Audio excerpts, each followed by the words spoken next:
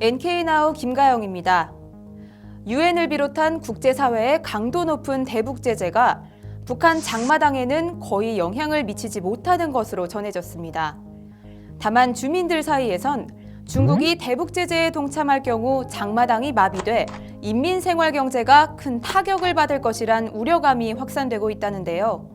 소식통에 따르면 휘발유와 경유 가격을 제외하고 잎쌀과 옥수수, 밀가루 등 부식물 가격은 종전에 비해 감소했고 봄철 들어선 채소값까지 하락해 대다수 주민들은 비교적 안정적인 생활을 하고 있다고 합니다. 환율 역시 지난달까지만 해도 중국 돈 1위안에 북한 돈 1,380원이었지만 지금은 1,130원으로 약 250원 정도 떨어졌다고 전해집니다. 또 제7차 당대회 이전에 비해 잎쌀 가격도 1kg당 300원가량 하락해 현재 5,000원 선에서 머물고 있다고 합니다. 하지만 소식통에 따르면 간부들 사이에선 지금이 폭풍 전야다, 흥청망청하다가 언제 벼락 맞을지 모른다는 긴장감이 돌고 있다는데요. 대다수의 주민들도 중국이 완전히 토라지면 조선은 한 달도 못 견디고 망한다고 우려하면서 달러나 위안화가 생기면 깊숙이 챙겨놓기도 한다고 소식통은 전했습니다.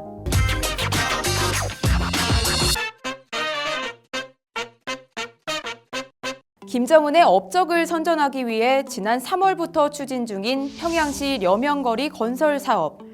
이와 관련해 최근 북한 당국이 려명거리 건설에 들어갈 자금을 모으고 있다는데요. 그런데 그 방법으로 평양시 주민들에게 충성자금 명목의 상납을 강요하고 있는 것으로 알려졌습니다.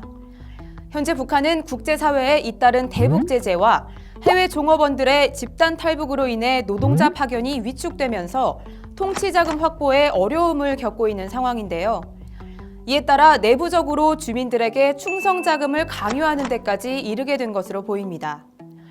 평양 소식통에 따르면 북한의 각 행정구역 인민위원회 동사무소에서는 인민반장회의를 열고 려명거리 건설에 필요한 1차 충성자금 50달러를 7월까지 모아오라고 지시했다고 합니다.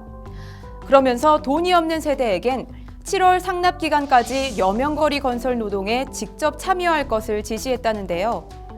현재 북한 평양 시세로 보면 쌀은 킬로그램당 5,000원, 환율은 달러당 8,000원입니다.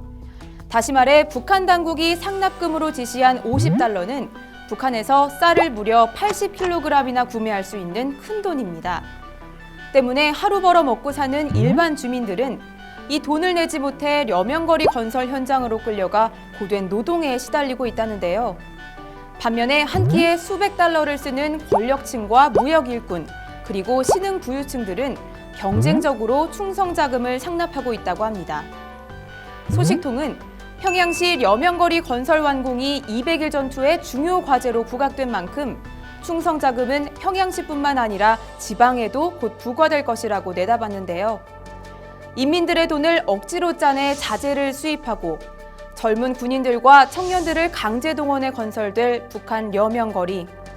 북한에 세워질 새로운 눈물과 피해 거리가 그저 안타까울 뿐입니다. 지금까지 NK나우 김가영이었습니다.